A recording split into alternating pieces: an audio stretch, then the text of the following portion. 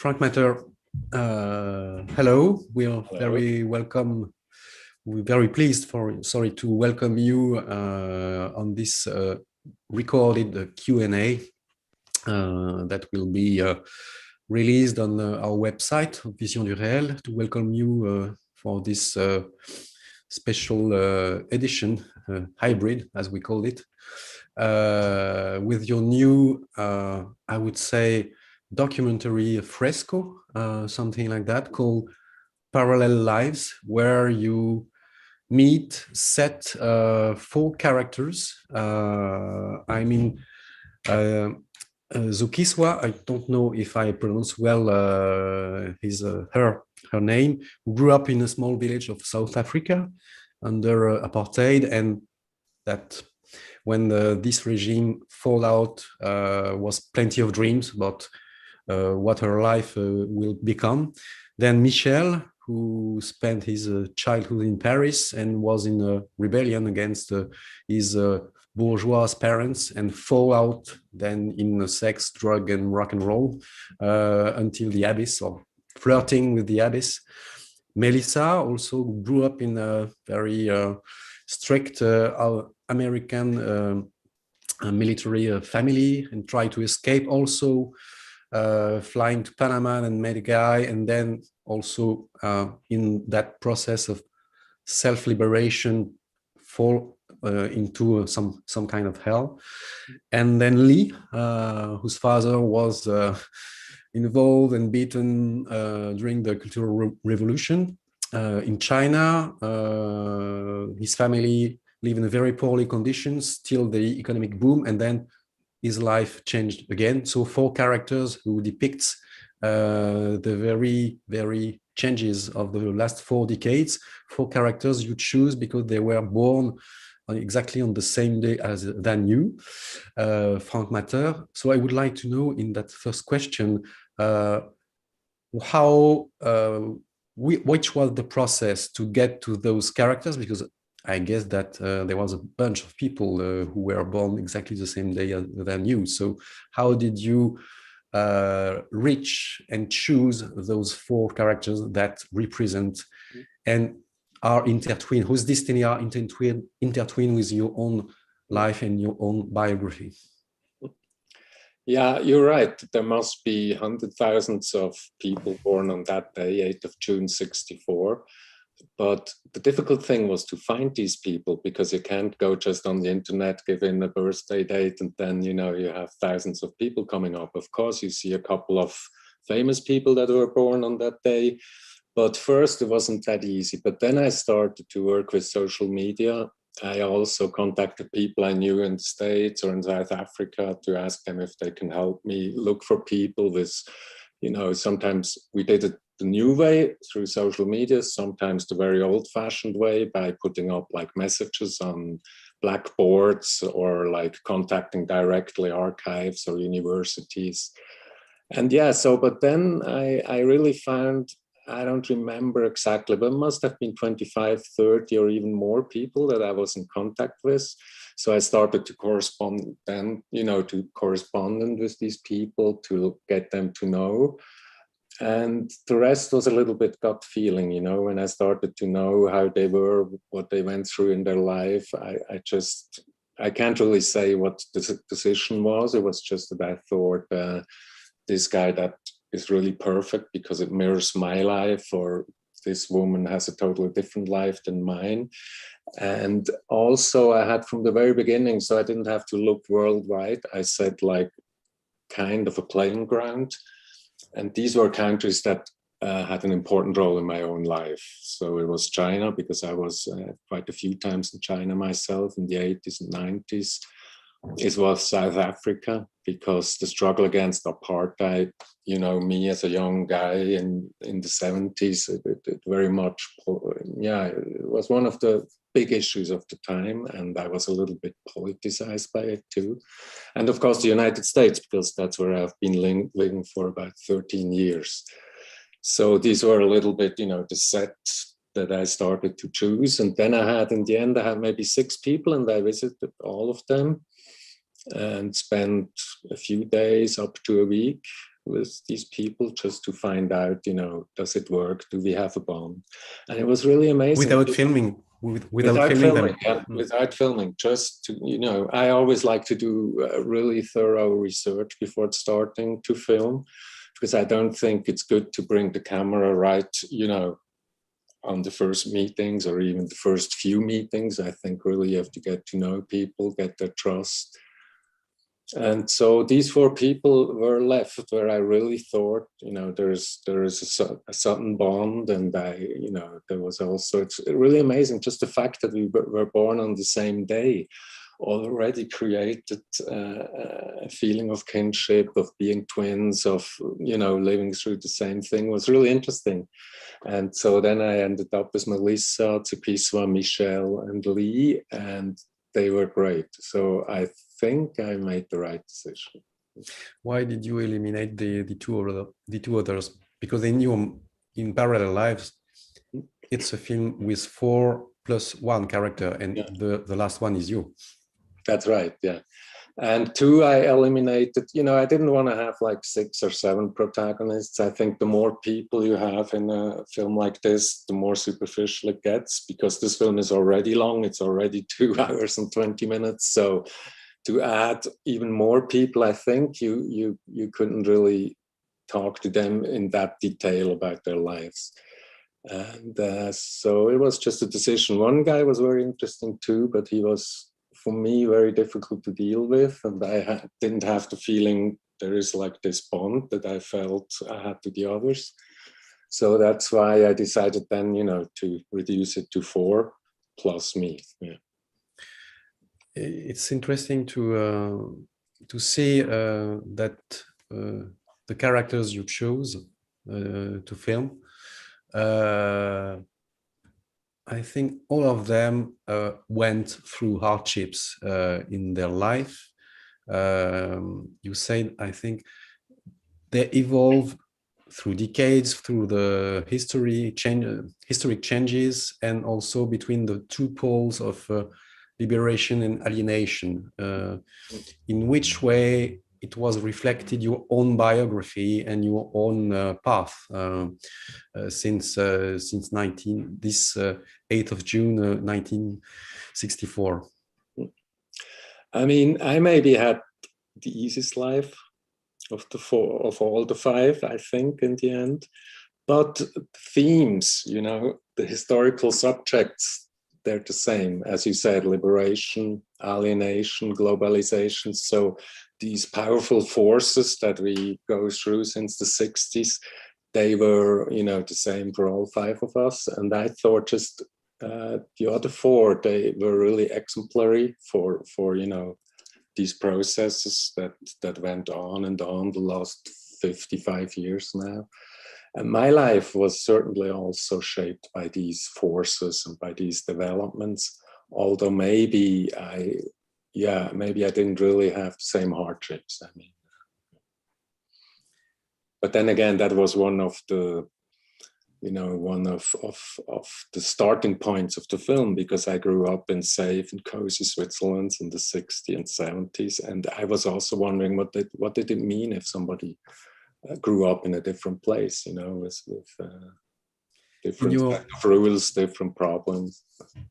In your process of research, you thought about Yelena Nikolaevna, which was the first child born from the two parents that were and especially her mother, who is, I think, Valentina Tereshkova. Tereshkova, yeah, she was the first woman in space. Yeah, and I've read very recently in a newspaper that she was also a member of the Vladimir Putin's party, and that she put an amendment in the Duma, the Russian parliament, just to give his master the possibility of staying in power forever. Yeah, it's quite ironic. Yeah, she was not only a party member, she was also a member of parliament. Yeah. And so she was a really powerful woman already in Soviet times, and then later she stayed in power, basically. But, you know, she was really a hero. She was not only the first woman in space, she was one of the first people in space. And her husband was also a cosmonaut. So they were really a star couple, but it didn't really work out between the two of them. Do you regret not to have success in finding a connection with their daughter, which were born exactly the same day than you? Yeah, not because really, no, because I'm really, I think the four that now are in the films are so much, they're so good, they're telling so many interesting stories, and they're so good to show also what happened the last 50, 60 years. So no, in the beginning I was maybe a little frustrated that she never answered any emails or phone calls, but then I saw, oh, there's so many other interesting people. Maybe it's even better because she would be in a certain context, and maybe she couldn't talk as freely because her mother is still a politician, and so maybe in the end it was better. But I still wanted to start the film with her because it very much sets the flavor of the times when we were born.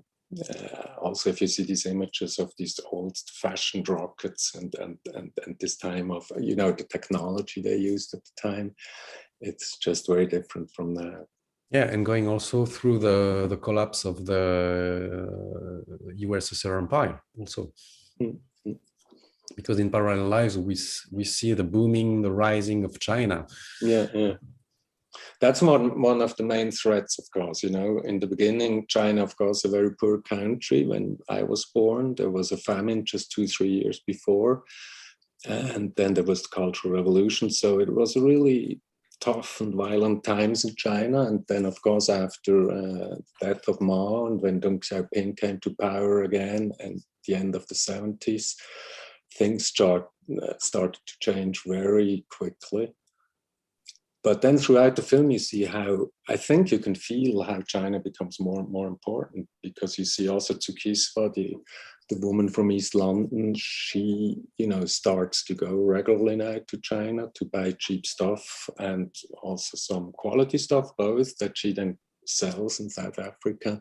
You see Michel, who loses his fashion design company basically because they tell him, European American fashion, that was good for a while, but now go to China and produce more cheaply. So you can really see that as part of this globalization, also on an individual basis of these lives, China becomes more and more important. Could you tell us more about the huge, I guess the huge work you did to find this rich archive material that enable your narration and the story of your characters to be intertwined with their small history can be compared and intertwined with the big history? Yeah, of course, it was a lot of work to find all these images. And also from the very start, it was very important to me that I'm not showing all the images that everybody knows already, like just big events and the big politicians and all that. I wanted images that are kind of fresh and new, even though they are very old, and images that convey more of an atmosphere of life, a flavor of the times, of a flavor of the aesthetics of the time. So I think most of the pictures are really not of the big events, or even with the World Trade Center, it's an image of the big events, but we found a picture that is rarely used. And the other problem, of course, was money, because archival material is so expensive these days. I mean, I can't believe it. I think it's not right that how much you pay to use a minute of historical footage. But then we found many archives and the Internet Archive and other stuff where you can find also stuff in public domain.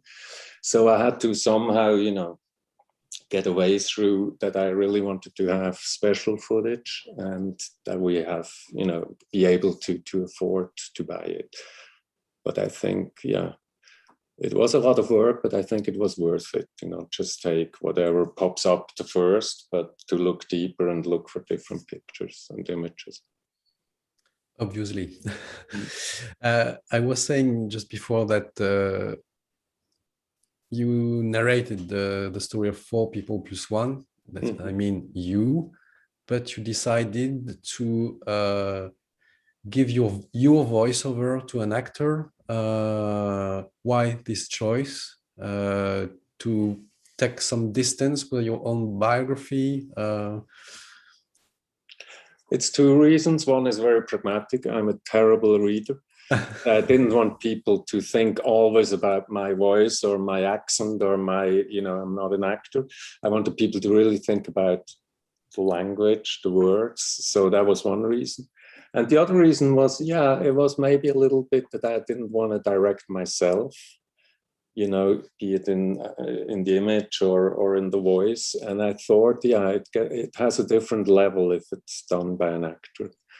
And it's a little bit the same reason why I'm not in the film. I'm just in the film by some old, you know, on some old photographs, but I'm not like the others really in the film.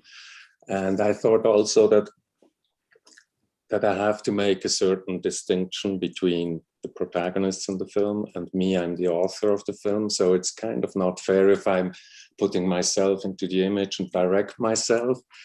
I think that, you know, there has to be a certain difference, but I also didn't want to just have my view, my eye on the protagonists, you know, because they opened up very much to the camera, to me, made themselves vulnerable. And I wanted to make myself also vulnerable. I wanted also to open up so that they think it's fair. It's not just that I take things or stories from them, but I also have to reflect my, you know, about my own life. I can remember that you ended up the editing of Parallel Lives in a very specific moment, period, that all your characters and yourself just lived exactly in the same time. I mean, the first lockdown of last April. Could you tell us more about your feeling about ending what I guess was a long process of researching, meeting, filming, gathering, and then editing, and then ending that fresco, what I call a fresco at the beginning of that Q&A. What was your feeling exactly at that moment? You put it in a way in parallel lives. Beginning, of course, I was because your lives were parallel, but the event was global. That's right. So first I was a little frustrated because after 5 years of work, you know, we were really just about to finish the film and we're getting ready to go into the studio for color grading, mixing, everything. And then, you know, the first lockdown started in Switzerland, and it was very clear very quickly, this is such a big event. I would have to talk about it in my film because I cannot talk about 50 years of history and then one of the biggest events, and then not talk about one of the biggest events in our lives. So, but then after a while, oh, can't you hear me? Or yeah, I can.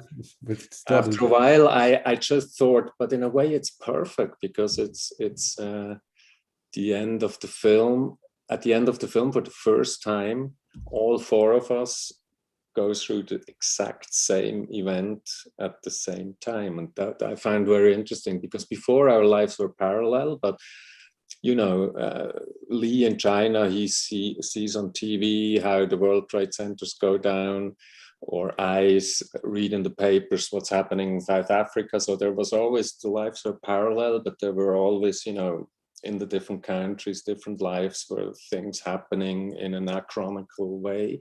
And now for the first time, we were all in the exact same situation. There was a lockdown in South Africa, in the US, in China, and in Switzerland. But strangely enough, it was the first time that we were or not the first time, but we were so far away from each other like we haven't been in many decades, because it was not even possible to travel anymore. So I thought, yeah, I have to change the ending of the film and integrate this lockdown experience, because in a way it's like the end of that area, that the era that the film talks about. And we don't know what's going to happen in the near future. Maybe things will be back to like they were before, but maybe it will change. We don't know. But I think it was really an event that, in a way, changed the way we were living before. Are you still in contact with your protagonists, with Melissa, Lee? Yeah. Did they show their parallel lives? So yeah, I'm still in contact with Melissa, and she is still on the East Coast of the US. They were in Connecticut when we were last filming, and now she went back down south to Virginia. Michel is still in LA, but after we were done shooting, his life changed again. He lost his apartment, and there were some difficult things happening. But now the last couple of months or so, I didn't have any contact to him. He didn't respond on my Facebook messages lately, so I hope he is all right. Also with Tukiswa, I'm still, once in a while exchanging email. Of course, the situation in South Africa with the lockdown and the economical difficulties has become even tougher than you see in the film. But she is always, still trying to find new ways. She is always trying to get to the next level. And Lee, for me, it's difficult to have a direct contact with Lee because I don't speak Chinese and he doesn't speak any other language. But I have Marcus, who is a friend of mine who who was the translator while we were shooting, and he is still also in contact with Lee. So Lee knows that today is the world premiere and all that stuff. And I don't think his life has changed much. Of course, they also had that lockdown, but now China basically is back to normal, more or less. Okay, thank you very much, Frank Matter, for your movie. Those parallel lives you share with the audience here in Nyon, online, but also on site, because there will be a screening on next Wednesday with some audience. So it will be really the first world premiere, I would say, physically. Mm-hmm. And it's also nice because, films, even though streaming films is a nice thing too, but to see it on a big screen, of course, is always different. That's just still the way it is. Okay. Well, eager for you to come to visit us very soon, and to welcome you here in a real theater.